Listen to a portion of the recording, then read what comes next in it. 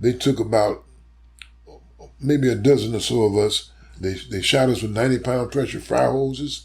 They sprayed us with chemical mace, and then they cut all ventilation off so that we thought that we were going to die. That was the act, the barbaric act on the part of the prison administration that brought the black and the white prisoners together. You know, we forgot about who was the Nazi and who was the devil and all of that shit, and started fighting together as prisoners against the prison administration.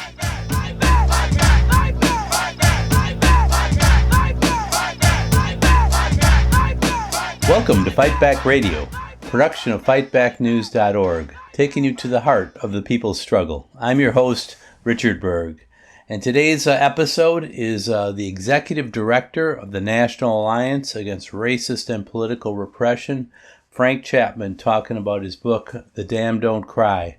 This is his life story, and we're just going to give you a few tidbits here and there. I encourage you strongly to purchase the book yourself. The other thing is we want to do is encourage you to go to the National Alliance's convention. This is the 50th anniversary, November 3rd through the 5th, of the National Alliance Against Racist and Political Repression. This started out as committees to free Angela Davis and all political prisoners. So Frank will talk about these things in the interview. And I'm not going to give you a long introduction today because Frank's book is it's his memoirs, so you're going to get his life story, or at least a little bit of it, and he'll introduce himself. So here it is, Frank Chapman. So I'm here with Frank Chapman, who's the Executive Director of the National Alliance Against Racist and Political Repression, and the field organizer for the Chicago Alliance Against Racist and Political Repression. And we're here to talk about the second edition of his first book, which is The Damned Don't Cry. And it's a memoirs or autobiography, and so I'm looking forward to getting into this. And I'll say right up front, I encourage everybody to go to International Publishers, which is INTPUB NYC, and we'll put this in the show notes.com, and you can order the book there. You can also order it from fightbacknews.org. I want to encourage people to read the book, but we're going to dive into Frank's life a little bit here. Welcome to Fight Back Radio, Frank. Glad to be here, Richard. Yes, it's great to have you. So a lot of your life is, been in conflict with the United States criminal justice system from the start almost to the finish. And I want to, start out a little bit with your early years, and can you tell us a little bit, you grew up in St. Louis, can you tell us a little bit about growing up in St. Louis and what it was like there as a youth in the 40s and 50s? Yeah, I was born in 1942. These memoirs go back to when I was 7 years old, which is 1949. And you might say that's when my conscious development began, as far as I can recall. And what I remember about growing up in St. Louis is some very harsh memories. Also, some endearing memories, too. I come from a large family. My mother had 12 children. I was the first of 12. We were very poor. At the time that I was coming up, I was living in tenement housing on the near south side of St. Louis, in what is known as the Mill Creek area. And they still had outdoor toilets. Oh my gosh. Yeah, in the all the way up until the mid-50s. I don't think they got rid of the outdoor toilets like around 1956. And I lived in an area where there was outdoor toilets. I lived right across the tracks from the packing houses. So there was the stench of the packing houses. There was the outdoor toilets. And it was really a bad slum, And the best thing about it was that we went to Catholic school. My mother was Catholic, Her people were Catholics. And we went to Catholic school, and what was good about that was we had breakfast and lunch at the Catholic school. Well, we had breakfast in the kindergarten, and then after you got out of the kindergarten, you just had lunch, as I recall. So that was the best thing I remember about that school. They had a pretty stiff learning regimen, but I remember the nuns were kind of brutal. They beat you a lot with rulers, hard rulers on the hand, you know, and also they would make you sit in the corner for hours by yourself if you did something wrong. It seemed like I was always doing something wrong. I was always getting beat on my hand, and I was always sitting in the corner. Like I said, the only thing I liked about that school really was I ate while I was there, you know. But other than that, I really wasn't in love with it. In fact, I didn't hardly like. By the time I got 7 or 8 years old, it wasn't too much that I liked about anything in terms of my life. You know, I didn't like being in school. Although I was studious, I did read. You know, as far back as I can remember, I had a reading habit. But I didn't like it. I didn't like the institution. So you're describing a backbreaking kind of poverty situation that you were living in St. Louis, and the early parts of your book, and throughout your book, what you said about wanting to learn and being a good student comes through. But also, you got in a lot of trouble. Maybe a middle class nuns or whoever might say you were a naughty child or whatever. And but I think you describe yourself at one point as a street urchin. Can you talk a little bit about that? Well, I ran away from home a lot. The first time I ran away from home, I was 7 years old. And why did I run away from home? I ran away from home because what was at home was poverty and beatings and that sort of thing. And believe it or not, in the streets, I had opportunities to kind of improve on my life. In the streets, I wasn't beaten, you know. We'd have little skirmishes and fights and stuff with our peers, but there wasn't any beatings like I received at home, and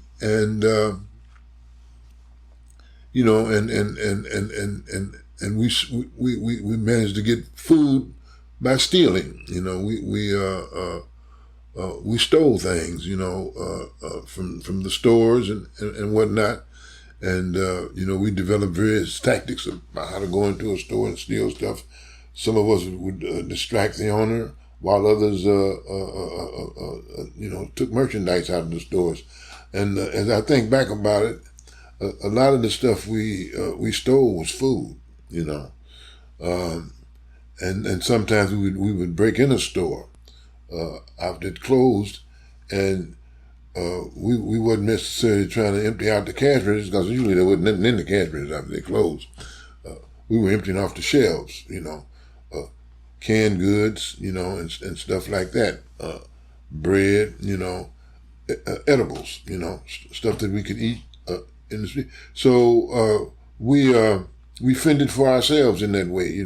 There's stories about poor kids doing this all around the world.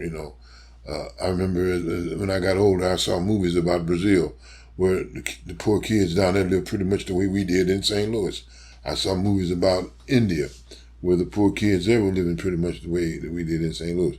So the poverty was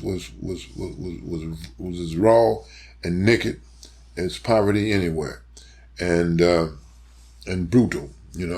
So we did what we had to do to survive. We slept in abandoned cars. We slept in abandoned buildings. We slept in coal sheds. In the wintertime, we stole cars so we could use the heat from the car, and things of that sort. And also we stole electricity and use electric heaters. Sometimes we caught sheds on fire like that. But yeah, it was a struggle for survival. But eventually, this put you in, even as a young person, in conflict with the criminal justice system. You were caught doing some of these things, and ended up and taken to jail. First time I was arrested, I was 7 years old, and I was arrested for being out after the curfew. The curfew was if you wasn't 17 years old, you had to be in the house by 11 o'clock. And I was out on the streets because I was a street urchin, and I was arrested and taken to the police station. And I remember the police, I was too young to be put in a cell, so they made me sit on a bench in the hallway, and they told me that they had alligators in the basement. They were going to feed me to those alligators. and I believed that, so I was a little terrified. But my grandmother came. We called her Mama Chapman. She came and got me, and she really bawled the police out for treating me that way. And I guess the first time I was physically beaten by the police, I may have been 8 or 9 years old, and that as a result of a burglary that I had done, and I got caught, and I didn't get caught inside the place. I got caught a few blocks away, and so they tried to make me confess to having been in the place, having just left there, and I wouldn't do it, and so I got beaten, and so eventually I gave in and told them that I was the one, and I was sent to juvenile behind that, and so I was in and out of juvenile detention a lot between 1948 and 1951. So could you tell us a little bit about juvenile detention and also now you've been able, like as I said, you've been you've had a lot of experience with the criminal justice system.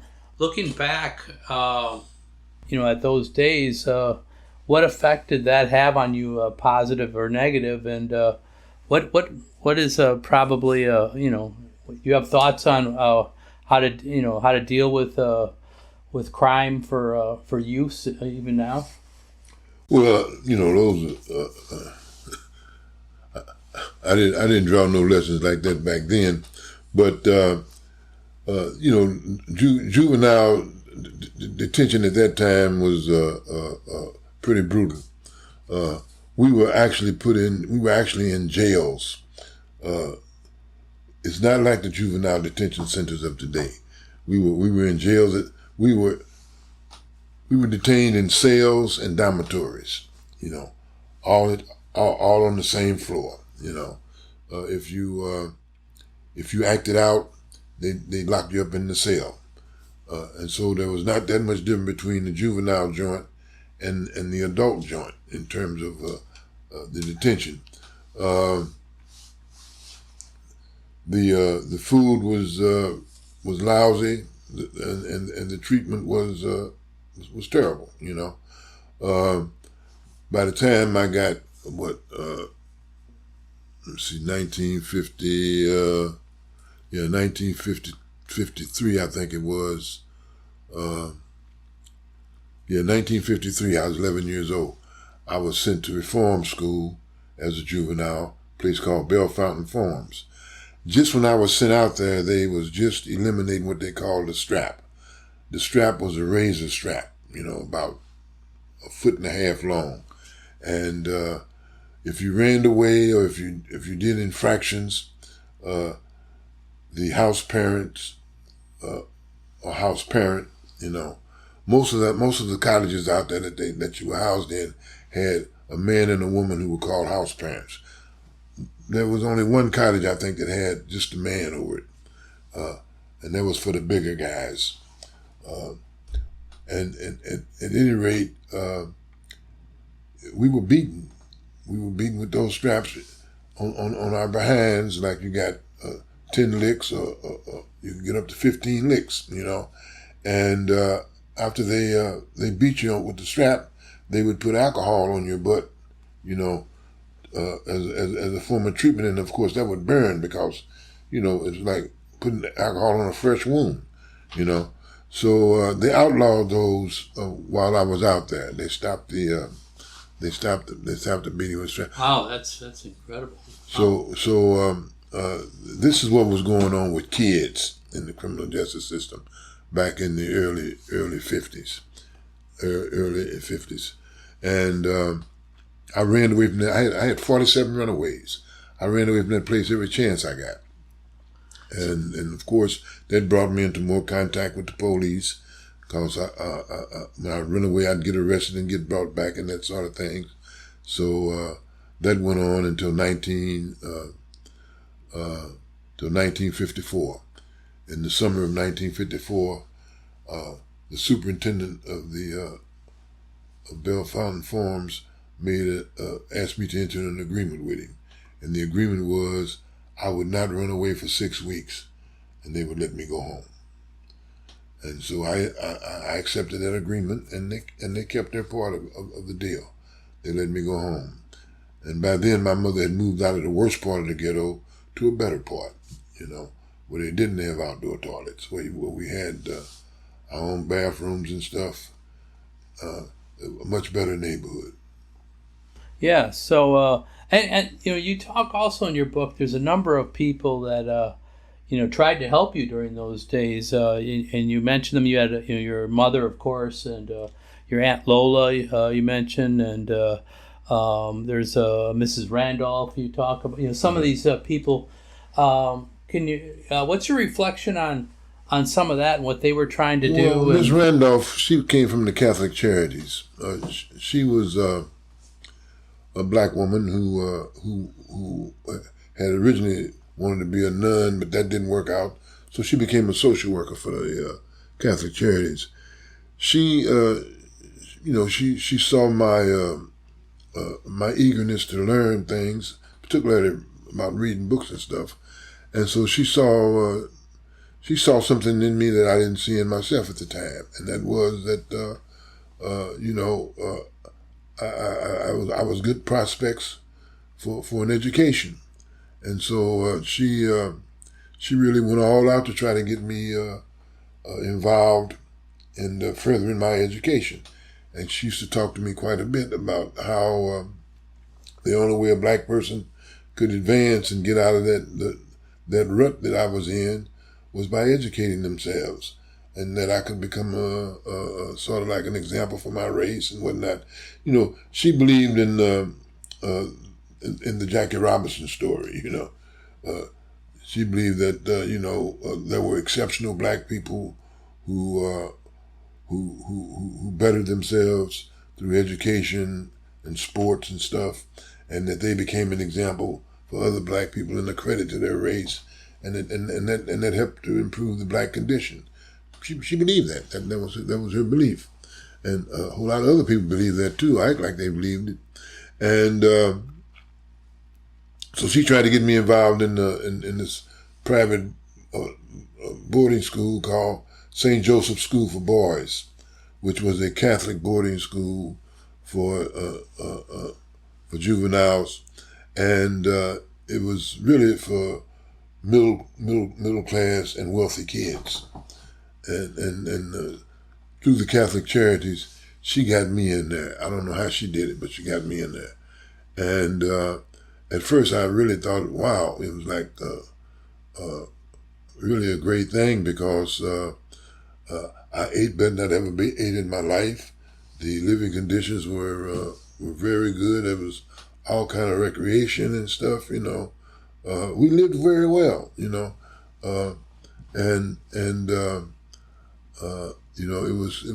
was all fun and joy at first, but it was also a racist institution. There was only 2 black kids there, me and another one, and he had kind of adjusted to the situation, and but still they treated us bad. They were discriminatory. The white kids there, couldn't hold their tongues. They was always calling us niggers and stuff like that, And I got into a lot of fights, And I was pretty good with my hands because I had been going to reform school, And you learn how to fight in reform school. So, but if I was getting the best of one of them, the coach or one of the white adults would come up and physically punch me in the head or something and get me off of them, So in spite of all that, I developed some friendships with some of the white guys there. But the main thing I developed a friendship with was the black students at the off-campus schools I went to. They would send us out from the boarding school to go to other schools if you were like in the 5th, 6th, and 7th grade. And so I was going off to some of the off-campus schools, and I met some black students that also lived in that area who were poor like I was, and they weren't in no boarding school. So I struck up friendships with them. But by and large, I wanted to get back where I came from. I was not comfortable in that situation. So just like I ran off from reform school, I ran off from that. I ran away and went home. Well, it wasn't a crime to run away from that, so they didn't send the police looking for you or nothing. So the first couple of times I ran away, Miss Randolph talked me into going back, and they accepted me back. And then I ran away again, and it finally got to the point where they wouldn't accept me back no more. And then I ended back up in the streets doing the things that I knew how to do, So we could talk to you a long time. You've had a long and full life, so I'm going to speed forward a little bit. But you were in and out of, in different schools and whatever, different institutions. You mentioned in the book about that you escaped at one point from a hospital, mental health hospital. Yeah. And then, but you would, after that, you were involved in, armed robbery, some higher levels of crime, and this eventually, it takes us to a point where you're wrongfully convicted. Can you talk about that period of time that led up to that? Well, after I left St. Joseph, I really got back involved in the street life, and I was committing crimes again, and being arrested again, and going back to reform school again. This time I went up to a higher notch, and was in a more a tougher reform school called Boonville. And then after I came out of that, I committed an armed robbery, and I was with some guys that were older than me. They were young adults, like they were like 18 and stuff like that. And I was about 15 or 16, and it was at that time that my mother went to the juvenile judge and the juvenile probation officer and told them that when I was 7 years old, I had a brain operation because of a brain tumor, and that I was maybe suffering from some brain damage. That might be the cause of my antisocial criminal behavior. So the probation officer, he didn't believe that. He said, well, I just think Frank is a sociopath.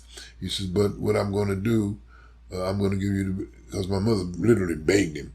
She says, so I'm going to give you the benefit of the doubt. I'm going to send him to the hospital for 6 weeks observation to determine whether he has mental illness or not, and if this has any causal relationship to him committing crimes, and because they were going to certify me as an adult and try me for armed robbery otherwise. And so I went to the mental hospital and I stayed there. That 6 weeks turned into 6 months, and that 6 months turned into damn near a year. And I was still there. And while I was there, they were putting me through the treatment that they was putting other residents there through. I didn't get shock treatment, but I did get some kind of hydrotherapy, where they wrapped you up in ice cold sheets and whatnot for a couple of hours as a disciplinary measure, and the treatment in there was also harsh. And I mean, that movie One Flew Over the Cuckoo Nest with Jack Nicholson, that was nothing compared to where I was at. Where I was at was a crime against humanity, the way they treated us in there. And I ran away. I ran away, and I ran away, and eventually ended up in Chicago with some friends of mine that I grew up in the streets with. And I got a job, and I got married, and I came back to St. Louis, got unemployed, and my marriage wasn't working out so well, and I became destitute, and went back to Chicago and tried to get a job. It didn't work out, so I came back to St. Louis and got involved with the guys that I'd come up with. Got involved in crime again, and a robbery was committed, and I was supposed to have been involved in it, and there was somebody that was killed. I was pretty messed up at the time, like I had been doing drugs and alcohol on a very intense level by the time this robbery took place, and I could not remember or recall any of what they were talking about in terms of the robbery. All I remember is that I remember running down an alley, and I remember being with this person that I didn't even hardly know, So I was in a pretty messed up state of mind. And I remember being arrested, and I remember being put on the lineup, and the guy who lived across the street from where the robbery happened, he didn't identify me. He said I wasn't the person that came out of the store, So they let me go. And I went on to Chicago. I went on back to Chicago and tried to resume my life. I got arrested in Chicago, and the FBI got involved, and they said they were looking for me for interstate flight to avoid prosecution. And I was taken back to St. Louis by these detectives, and I was accused of killing a white shoe store owner, and I was identified by the guy that they had arrested for doing this. I barely knew this guy, I don't remember doing nothing with him. I do remember being with him when I was high, but I don't remember doing nothing with him. And he signed 6 confessions to 6 different crimes, and he included me in all of them. And the only reason why I was able to get out of most of them is because I could prove that I was in Chicago at the time, And some of this proof came from the FBI, because the FBI was looking for me for draft dodging.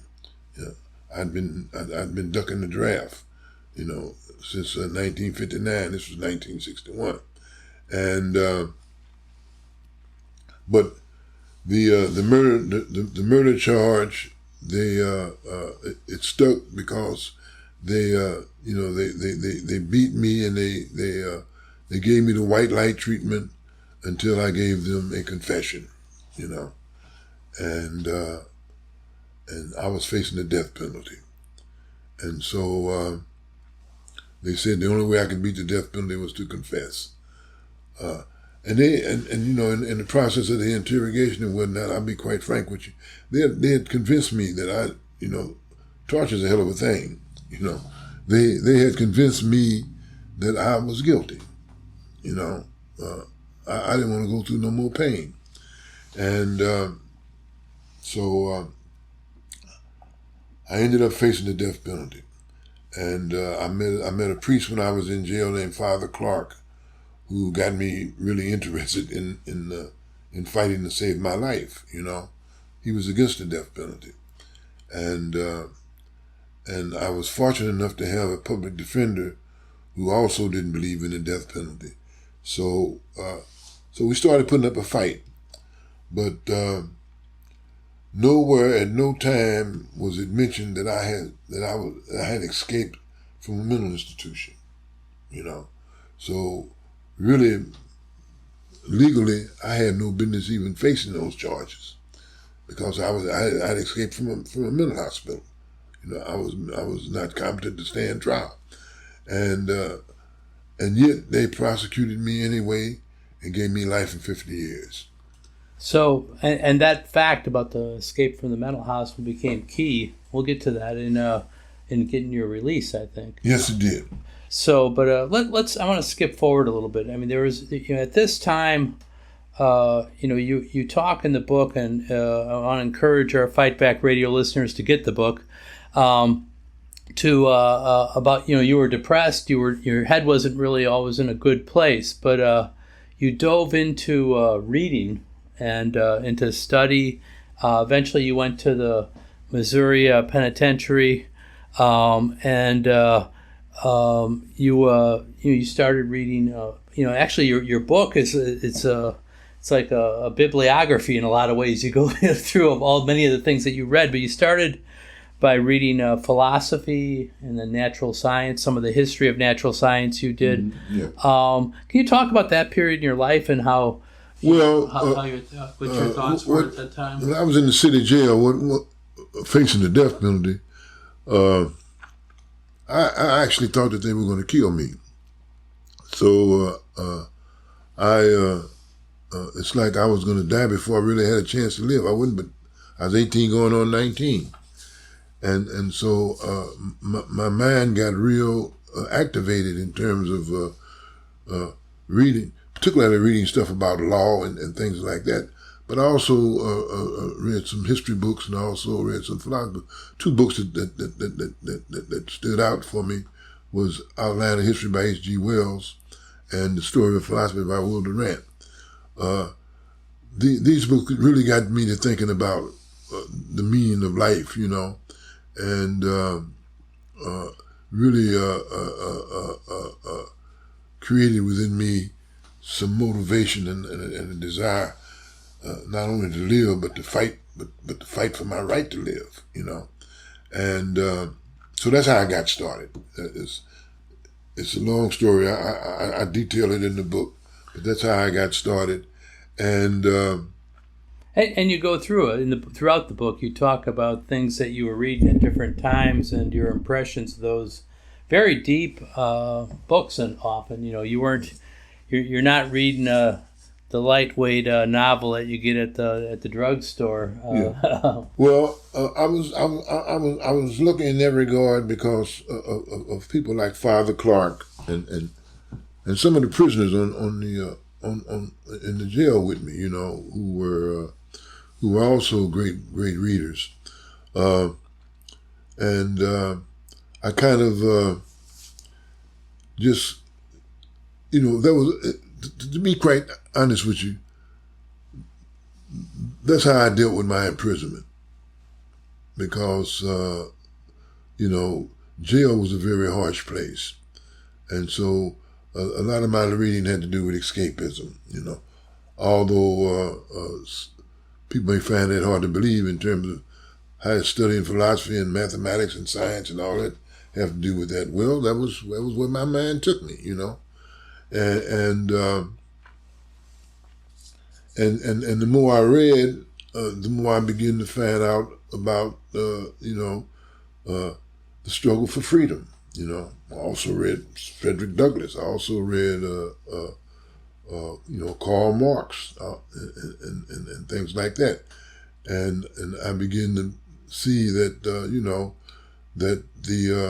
that oppressed people get their freedom by fighting for it. And that I was not unique in the situation that I was in. That there were millions of people throughout the world and throughout history that have been precisely in these very same situations. I read Les Miserables by Victor Hugo, where one of the main characters of the book is a prisoner named Jean Valjean. He went to prison for trying to steal some bread to feed a hungry child, and his torment and his pain and whatnot. I could relate to it, So I got involved in on an intellectual level in learning about oppression and fighting against it. And then I looked around me in the prison, and this was not just about reading. The conditions in prison were horrible.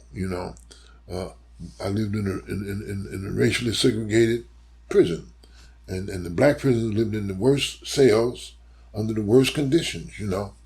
I talk about that in the book, how terrible the conditions were under which we lived, and so. Well, let's get into that a little bit. So you had so you were sentenced. You weren't thankfully you weren't executed. You were sentenced to life plus 50 years.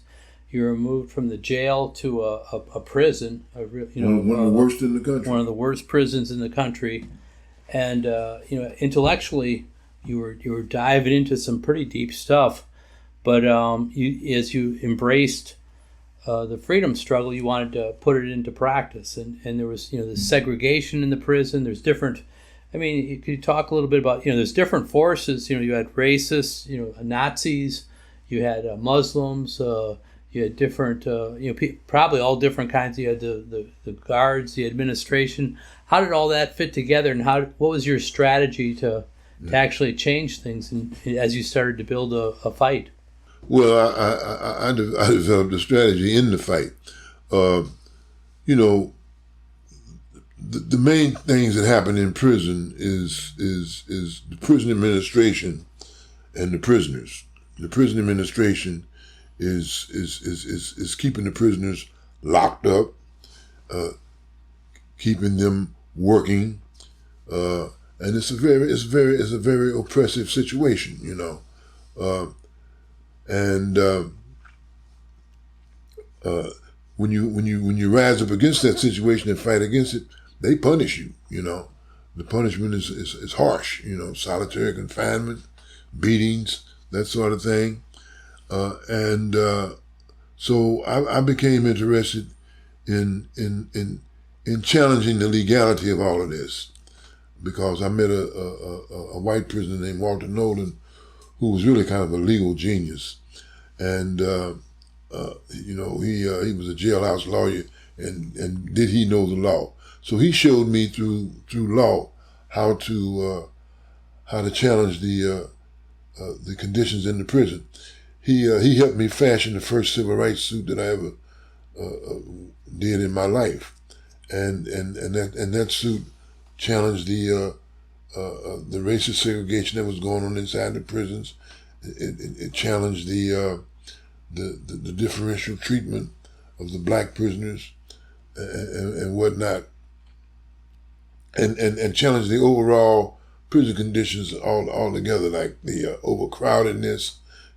We have black prisoners living 4 and 6 prisoners to a cell, while white prisoners lived 2 and 1 prison to a cell. Two prisoners in a cell was the greatest it got for white, and these cells are all pretty much the same size. But then in the black cell house, you had 4 people and 6 people in a cell.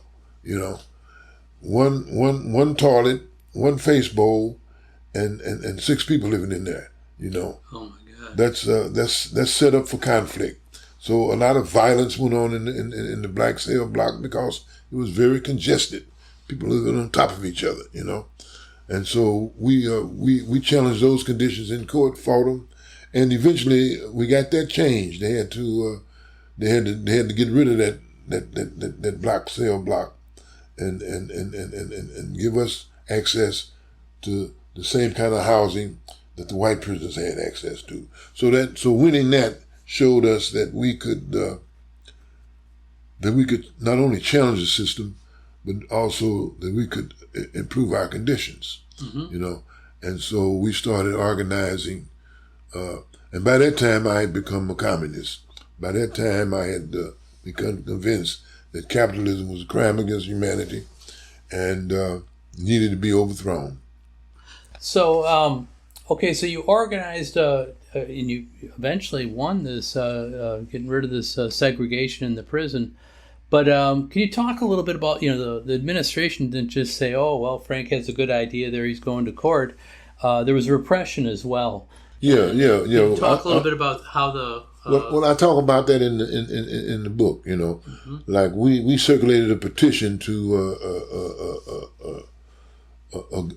against the prison administration for the very things that I just got through talking about, and we had a number of prisoners sign on to it, black and white prisoners, and the warden would not let the petition go out, and so there's a rebellion inside the prison, and we selected a committee to negotiate with the warden about what we wanted. All we wanted was for him to allow the petition to go out to the courts so that we would have our day in court. He didn't want to do that. So what he chose to do with us is to throw us into solitary confinement. So we were in solitary confinement for 9 months, you know, because of this. And while we were down there, we organized protests, and they had the white prisoners and the black prisoners all in the same section of the cell block in administrative segregation. And so, read the book. We go into details in the book, but basically what we did was we organized the white prisoners and the black prisoners to fight against what was going on in administrative segregation, the harsh conditions to which we were subjected to. And we expanded those demands, you know, to give us our day in court, to the warden letting the petition go to the court, and what the administration did in response to that, they took about maybe a dozen or so of us and put us in a cell block that was only physically supposed to be big enough for about maybe 4 people, and they piled us all in there together, and they shot us with 90-pound pressure fire hoses, they sprayed us with chemical mace, and then they cut all ventilation off in that cell area, so that we thought that we were going to die. And that I mention that because that was the barbaric act on the part of the prison administration that brought the black and the white prisoners together. There were white prisoners who was in that block with us who were Nazis. You know, they believed in Nazism. There were black prisoners there who were nationalists who thought white people were devils. You know, but that brought us together. You know, we forgot about who was the Nazi and who was the devil and all of that shit, and started fighting together as prisoners against the prison administration. And once we got united like that through that mutual suffering and pain, the warden can disunite us. But that's the story that we tell in the book, you know. So yes, it's a good teaser, and black and white unity, I think, can be elusive or difficult anywhere at any time, but this is particularly the case here. And during this time period, you mentioned in the book this, around the country there was resistance going on in the prisons during the time you were in there, and there was gains being made in some reforms. This was the 60s. Yes. So, but one of the things you mentioned in the book, and maybe the most famous prison revolt, was that in New York at Attica State, Yes. And and it had. Could you talk a little bit about what that was for our younger listeners who may not have heard of that, and also the effect it had on the prisoners, even in Missouri, that where you were? Yeah, well, Attica took place in 1971, and there was a tremendous amount of political repression that was going on in 1971. Angela Davis was in jail. They were trying to. They had framed her up on murder charges. They were trying to, get rid of her. Many Black Panthers were in jail on trumped-up charges. Peace activists were in jail on trumped-up charges. Some peace activists had been killed, like, at the Kent State massacre. Some Black activists had been killed at Jackson State. There was a lot going on, and there were prison uprisings all over the place. There had been some in Ohio. Ohio State Penitentiary. They took a cannon and shot a hole in the wall and went in that penitentiary to put down a rebellion. There was a rebellion at the prison I was in, Missouri State Penitentiary, where I go into the details of that rebellion in my book. It got pretty harsh, and that was in 1969 when all these rebellions were taking place. Well, in 1971, when the Attica revolt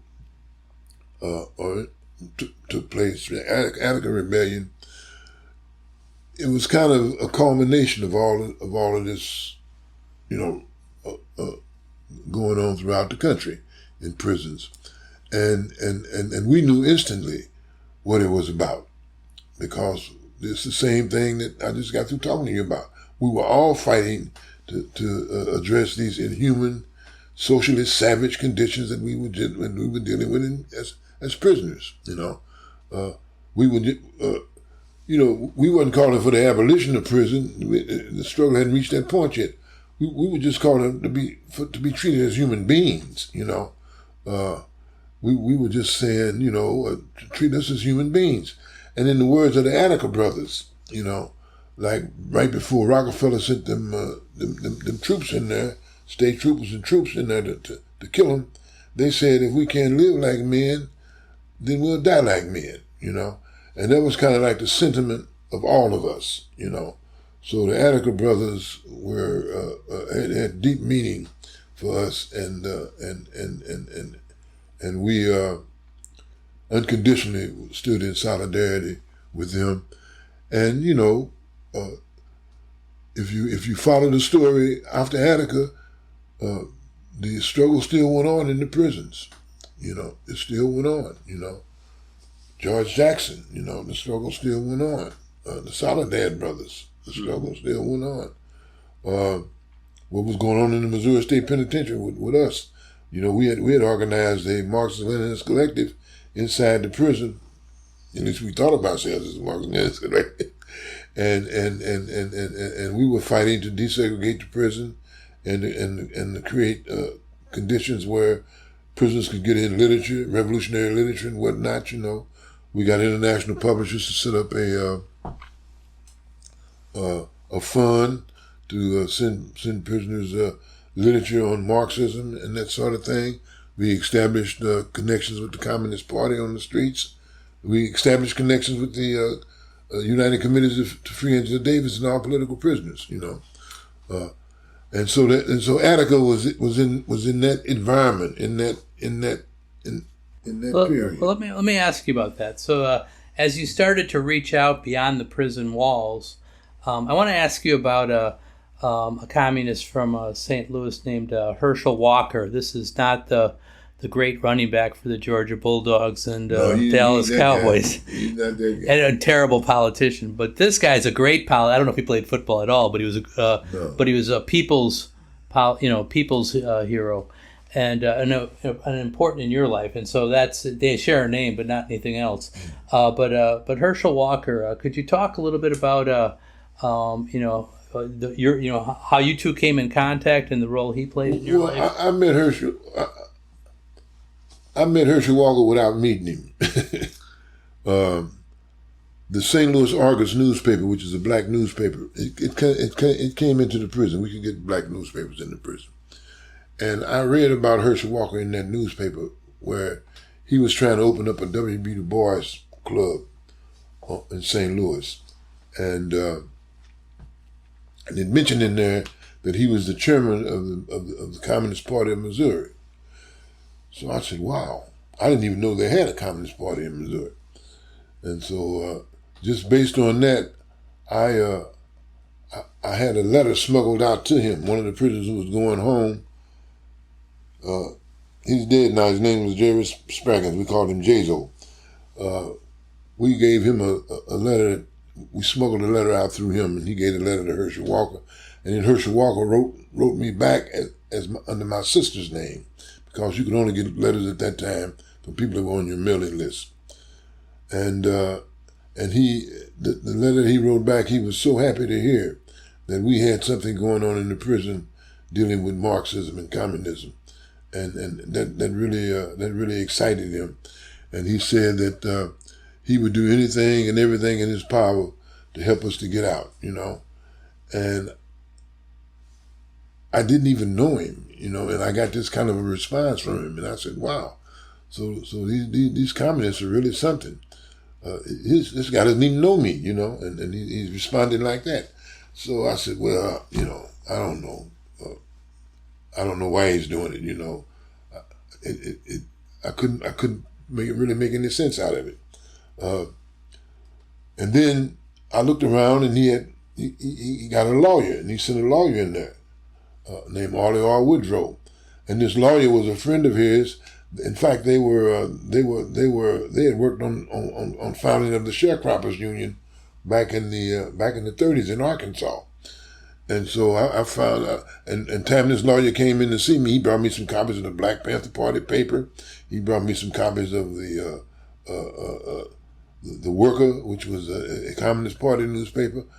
And I said, damn, these people are serious. And so that's how that relationship got started. And we kept that relationship until I got out. Okay. So I want to fast forward a little bit, because you have like as I said, you have a rich life. But I encourage people to read the book. There's a lot in there about the people you just mentioned, and this whole process of you getting education for prisoners, and being able to utilize that to whatever, enrich the life of you as a prisoner and your education, but also I think it helped get you out as well. But when you got out of prison, you were, and from then till now, you've said, that it was the movement that got you out, and you wanted to give back to the movement. You wanted to be an organizer, and so you started organizing in St. Louis at first with the National Alliance Against Racist and Political Repression. Can you talk a little bit about the National Alliance, which is the organization close to your heart, and how they got founded, what you did in St. Louis, and a little bit about that time period as well? Yeah. Well, let me say this here. When I got out of prison, I considered myself an organizer. That's what I was doing in prison. But I had never organized on the streets before. So when I got out, I'm really eternally grateful for having had people like Charlene Mitchell and Herschel Walker in my life, and Alice Wyndham and Angela Davis. Because when I came home, these people they had already impressed me by their dedication when I was in the joint. But when I came home, I saw that they were doing way more on the streets than I even imagined that they were doing, And so I became even further inspired. And I wanted to be a part of this movement, and this movement had helped get me home. I wanted to be a part of this movement, and I wanted to get other people out that were left behind. So we started a group in Missouri called Life is Incorporated. That was the guys like me that had life sentences that had been unjustly put in there, and so on. And and we built a connection between them and the movement on the streets. And then Charlene got me involved in the work of the National Alliance Against Racism and Political Repression. I became a member of the national board, and I got involved in the struggle around the Wilmington 10, the Joanne Little case, Johnny Monty Harris case, the George Merritt case, Leonard Peltier case, Assata Shakur case, some of the COINTELPRO victims like Geronimo Pratt, Daruba, Ben Wahad. So these are all cases of political repression. Yes, and, yes. And this has been a cornerstone of what the National Alliance has stood for from the starting days with Angela Davis up until today, in your case as well. Yes. But I want to ask you about in St. Louis also, though. You mentioned Alice Wyndham, and there was a campaign to keep open the Homer G. Phillips, I think I got the name right, hospital. Yeah, the hospital. Yeah, which was. Could you talk? Because you talk about. Well, that's a historical event that now is beginning to be reviewed by historians and others.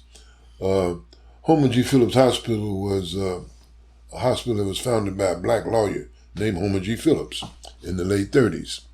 And the reason why that hospital was founded was because black people had no hospital to go to in St. Louis, So that became the black hospital, and he was able to convince the mayor of the city to make it a public hospital, and so that's what it was made. It was a segregated public hospital, and they weren't expecting blacks to do as well with it as they did. They built that hospital up to a hospital of international renown because all of the medical students coming out of the South and whatnot took their internships at that hospital. They had a nursing school attached to that hospital called Annie Malone, and they trained tens of thousands of black nurses over a period. So by the time we get to 1978, or was it 79? 1979, 1939 and 1979. By the time we get to 1979, Homer G. Phillips had the highest alumni of black doctors in the world. Wow. The highest alumni of black doctors in the world. And so they wanted to close this hospital down because they had closed down the General Motors plant in St. Louis, which hired over 10,000 workers, and some other plants, and that eroded the tax base, and so as a result of that, they started cutting public services, and they wanted to close not only Homer G. Phillips but all public hospitals in St. Louis, and so we organized an ad hoc committee to save Homer G. Phillips in all public hospitals. And, we had Angela Davis to come in and do a rally for us.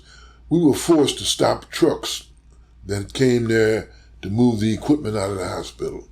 We were forced to throw up a barricade around the hospital where we had over 300 people out there refusing to let these trucks and these people move equipment out of that hospital and close that hospital. We organized the workers inside the hospital to come out and join the barricades with us, and that fight took place 17 days in August in 1979. The 17 days in August, we held them at bay. Wow. And the only way that they were able to break that resistance was they brought in about 500 cops, and they backed them up with helicopters, and they put the National Guard on alert. and that's how they broke it. And once they broke the picket line, once they broke the resistance, then we went into the community and started fighting for it. And in some ways, that fight is still going on. Yeah. No, it's the battle for quality health care is not just in the Black community especially, but throughout the country is central.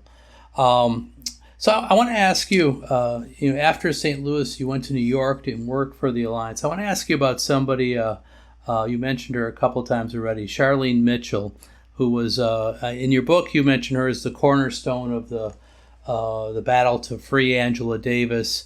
She was. And when you went to New York, you actually met her and were able to work shoulder to shoulder with her. Could you talk? And we lost her this last year. We dedicated an episode of Fight Back Radio to Charlene. Could you talk a little bit about who Charlene Mitchell was and what she meant to you and to our movement? Yeah, Charlene Mitchell was one of the most amazing leaders I've ever met in my life, and I've met a few.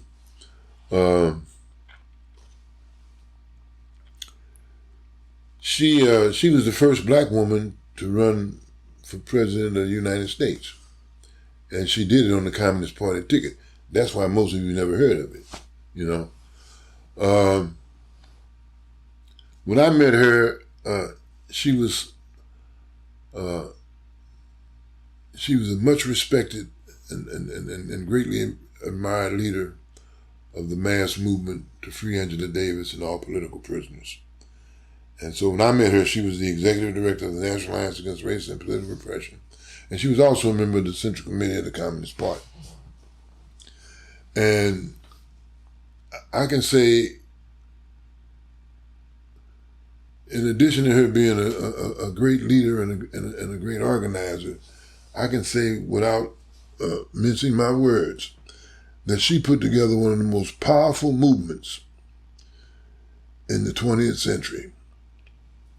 One of the most powerful mass movements to free political prisoners and people who were repressed by this system for their political beliefs. And that was the movement to free Angela Davis and all political prisoners. There hasn't been any movement that massive in the history of this country. And she put that together. And when I met this very humble, very courageous woman, I was struck with wonderment. How did somebody like this put together this powerful movement? And then after I got to work with her for about 10 years, I understood how. She was an organizing genius, and it was. I learned so much from her. I could write a whole book about that, about what I learned from Charlene Mitchell. She was a great leader. That might be your next book. Well, you followed in her footsteps because you have her job now. You're the executive director of the National Alliance Against Racist and Political Repression. And I want to talk a little bit about that organization. I can't wear her shoes, but fair point. But I want to talk about the National Alliance. You went through a number of things. You worked for unions. I encourage people to read the book. You had some some personal difficulties with addiction, etc., which you talk about. But I want to go back to, you came back to Chicago in 2010, which is where we are now, mm-hmm. And you joined the Alliance, and it was on the downtick then, and so and it's been turned around. There's been a refounding of the National Alliance, the Chicago Alliance, and I want to give credit to the people that were here when you got here too, because it was the people that kept it alive and kept it going during the downtime. There's no uptime without the fighters in the downtime. Josephine Wyatt in particular. Josephine Wyatt, yes, Ted Pearson, some others too. I'm sure you could tell us them all. So I don't want to leave names, but read the book; they're in there. But yeah, could you talk about how the Alliance was rebuilt from 2010 to here we are today in 2023, and headed for and the refounding of the National Alliance, how you did that, and you're coming up to I can give some high marks, and it's not so much about how I did it; it's about how we did it. Okay. Yeah, I can give some high marks, cause that's a very detailed story, and we're in the process of telling that story too, called "Historical Roots of the Struggle for Community Control of the Police." We're going to update that pamphlet, which is going to include a lot of, which is going to be the answer to what you just asked me. I remember when I came here from New York and first got involved around the question of community control for the police. Josephine White had asked me to get involved with the Chicago Alliance, and I took it as an honor, coming from her. She was also a great organizer, and she was very upset about the John Burge torture cases, and she said, "Frank, I don't know how we let this happen. This happened right under our noses." And I said, "What, Josephine?" So she gave me a history about how all these young black men and some women had been tortured by the police and sent to jail for stuff that they didn't do, and they were still languishing in jail. So she wanted me to help with that, and of course I agreed to do it. And so when I got involved with helping with that struggle, in March of 2012, a young black woman by the name of Rekia Boyd was shot in the head and killed by the police officer Dante Servin, and she was shot in the head in a park. He shot into a crowd, not a crowd, but he shot into a group of young black people who he claimed was making too much noise, and it woke him up. I couldn't believe this shit, and so exactly 1 month after that incident happened, we met in the Alliance office, which was then down on Wabash, and we formed a committee to stop police crimes. And out of that committee to stop police crimes, we organized a campaign called CPAC, Civilian Police Accountability Council. And Rekia Boyd's brother helped us with it. The All Women's Points Bulletin helped us with it. And a lot of families who had lost loved ones, like Emmett Foreman, the father of Flint Foreman, worked with us, and so that's how we got the campaign for CPAC started, and we had a very clear political objective. We wanted to have not a review board. We had that already, Independent Police Review Authority, called NAARPR. We didn't want a review board. We wanted community control of the police. We wanted the people who were being impacted by police terror and police crimes. We wanted them to have a direct voice in saying who policed their communities and how their communities are policed. We wanted them to have community control of the police because the police had gotten out of control. The police had engaged in all kinds of criminal acts against black people and were not being punished. We're not being held accountable on any level, in any kind of way, And so we called our first meeting on that in 2012 in Inglewood, and about 150 people came out. And then we called another meeting in 2013, and about 250 people came out. And then we had a major demonstration in 2015, and 3,000 people came out.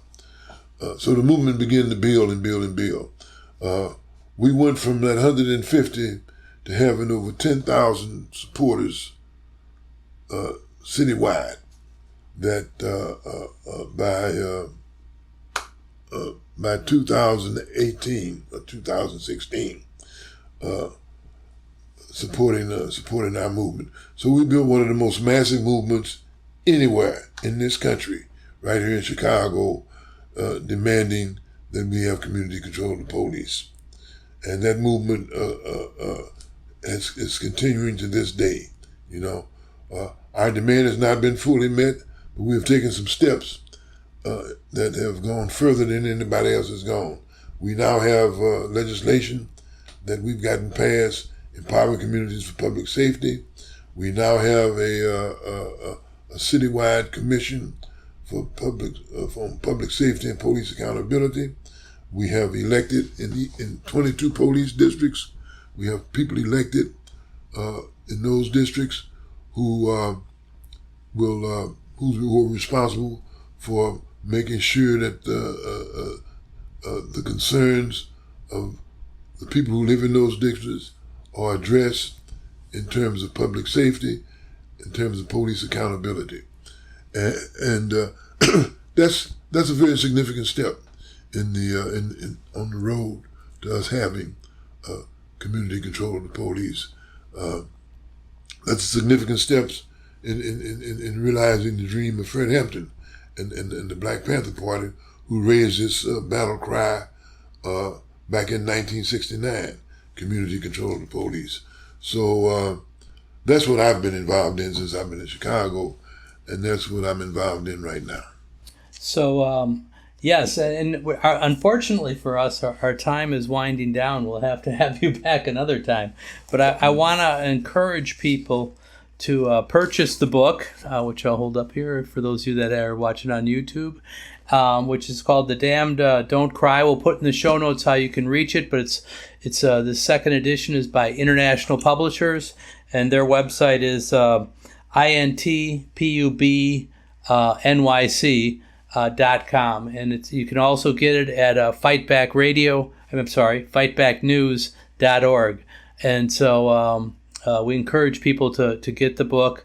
Also, I want to mention this is Frank's first book. His second book, which you can go back and listen to an interview with Frank on Fight Back Radio. It was one of our first episodes, but it's called Marxist-Leninist Perspectives on Black Liberation and Socialism, and excellent book. So both, I encourage people to read both of those. But before we sign off, is there anything that we didn't mention that you want to mention here, Frank?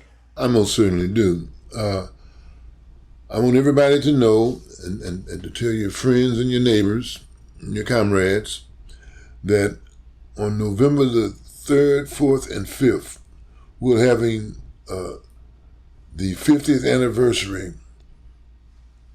We're having our national conference of the National Alliance Against Racism and Political Repression, and we'll be celebrating our 50th anniversary. Because we started as a national organization in this city in 1973. And so that's 50 years ago. That's 50 years ago. And we'll be celebrating that this coming November 3rd, 4th, and 5th. We're expecting Angela Davis to be one of our guest speakers. Well, she's going to be one of our guest speakers. Whether or not she'll be here in person, that we have to work that out. The president of Chicago Teachers Union, Stacey Davis Gates, will also be one of our speakers. And there'll be many other people there that you'll want to meet and know from all over the country and from different parts of the world. This is going to be a great political event, and it's also going to be a great festive event. And we encourage you to go online right now and register for this conference. Go to NAARPR.org and register. Go there and register for the conference of the National Alliance Against Racism and Political Repression coming up on November the 3rd, 4th, and 5th. Okay. Thank you, Frank. And we'll put that in the show notes so people can go down there and just click on it. Come to Chicago for the 50th anniversary of the National Alliance Against Racist and Political Repression. You can hear Angela Davis, Stacey Davis Gates, who's the president of my union. It's going to be at the Chicago Teachers Union Hall, which we're proud to host that. Yes, and thank you so much, Frank. Thank you. Yeah, thank you. And read the book. The Damned Don't Cry. So thank you all. Okay, so that was Frank Chapman, and we want to encourage people to purchase his book and to show up at the National Alliance Against Racist and Political Repression's convention in November. You can get both of those things in our show notes. So just scroll down. Also, we'll put in the show notes how to get a hold of Frank's. That was his first book, but his second book was called Marxist-Leninist Perspectives on Black Liberation and Socialism, which I think is one of the more important books of the 21st century. So we'll put how to get that in the show notes as well. We encourage you, of course, as always, to tell a friend about our podcast, to let people know, and give us 5 stars, thumbs up. If you write a review, that helps move us up the chain so people can find us. We appreciate that.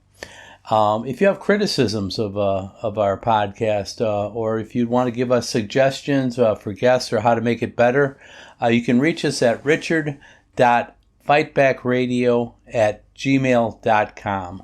So I want to thank again, finally, our production team who does just such a spectacular job on a regular basis. Vince Olson, Shane Tremley, Natalie Pranis, and Dogma Colgan. And I'm Richard Berg for the entire Fight Back Radio team saying until next time, all power to the people.